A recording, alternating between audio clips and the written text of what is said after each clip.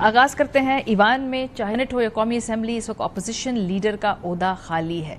उमर अयूब साहब नाअहल हैं, शिबली फराज साहब नाअहल हैं। क्या इस मौके पे तहरीक इंसाफ मजीद कोई कैंडिडेट्स अपने नॉमिनेट करने जा रही है, या जिस तरह के ज़िमनी इंतखाब के हवाले से उनकी पॉलिसी है कि दिल सिट दिस वन आउट, क्या ऐसा ही होगा? एक और जो अहम बात है कि कहीं कोई और सरप्राइज ना मिल जाए ईवान के अंदर। पाकिस्तान की सियासत में हमें अक्सर ऐसे अनहोने सरप्राइजेस मिलते रहते हैं जिसमें अपोजिशन लीडर बिल्कुल ही कोई बहुत ही एक डार्क हॉर्स है, कोई ऐसा अननोन सा शख्सियत सामने आ जाए। राजा रियाज साहब की एग्जाम्पल हमारे सामने मौजूद है। बहरहाल जी, अपोजिशन लीडर क्या नया लाएंगे या नहीं लाएंगे? बैरिस्टर गौहर साहब से जब ये सवाल पूछा गया कल, उन्होंने क्या कहा, सुनिए।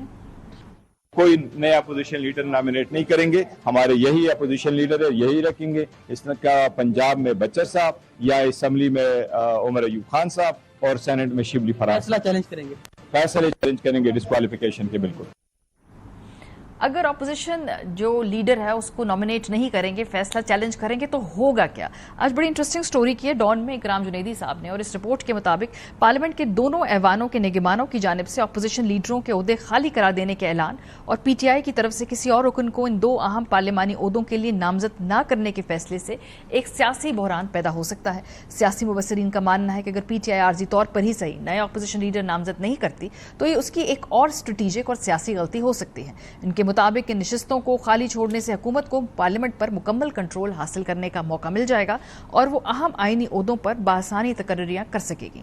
पिलडैट के सरबराह अहमद बिलाल महबूब ने कहा कि इस ओहदे की खाली जगह पार्लियामानी काम को मुतासिर करेगी, क्योंकि अपोजिशन लीडर को बिजनेस एडवाइजरी कमेटी में अपोजिशन की नुमाइंदगी करनी होती है, जो रोजाना के पार्लियामानी एजेंडे और शेड्यूल का फैसला करती है।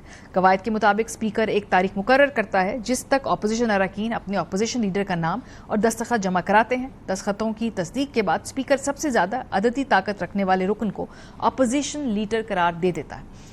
अहमद बिलाल महबूब साहब ने कहा कि अपोजिशन लीडर्स की नाअहली की कानूनी हैसियत अपनी जगह, लेकिन ये ओहदे फौरन भरने चाहिए। उन्होंने कहा कि हुकूमत ने पहले भी फ्रेंडली अपोजिशन लीडर राजा रियाज को तैनात कर लिया था।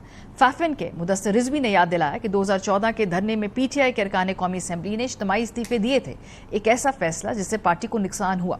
उन्होंने कहा कि नाअहली के बाद भी पीटीआई दोनों ऐवानों में सबसे बड़ी जमात है और उसे अपनी ताकत बरकरार रखने के लिए अपोजिशन लीडर के ओहदे अपने पास रखने चाहिए, वरना यह सियासी खुदकुशी होगी और कम नशिस्तें रखने वाली जमातें भी तमाम अहम ओहदे हासिल कर सकती हैं। सीनियर सहाफ़ी एमबी सुमरो ने कहा कि मुशर्रफ दौर में मौलाना फजल रहमान को कौमी असम्बली में अपोजिशन लीडर नामजद किया गया था, हालांकि उस वक्त पीपल्स पार्टी और मुस्लिम लीग नून की मजमूई ताकत मुत्तहदा मजलिस अमल से ज्यादा थी। उस वक्त स्पीकर ने सवाबदीदी इख्तियार इस्तेमाल करके अपोजिशन लीडर का तकर्रुर किया था, लेकिन अब कवायद बदल चुके हैं और ऐसी सूरत में यह गैर अखलाकी अमल होगा, चाहे आईनी तौर पर दुरुस्त हो। उनके मुताबिक पीटीआई को उन ओहदों के लिए नाम देने चाहिए। कयास आई है कि महमूद खान अचकजई का नाम कौमी असम्बली में उमर अयूब के मुमकिना मुतबादल के तौर पर लिया जा रहा है। एचआरसीपी ने इतनी बड़ी पैमाने पर जो नाअहलियाँ हैं उस पर तशवीश का इजहार किया है और उन्होंने कहा है कि जी ये एक अच्छा फैसला नहीं है, ये एक बहुत एक कंट्रोवर्शियल फैसला है और इस बात को वो कंडेम करते हैं कि इतनी बड़ी तादाद में ये नाअहलियाँ हो रही हैं।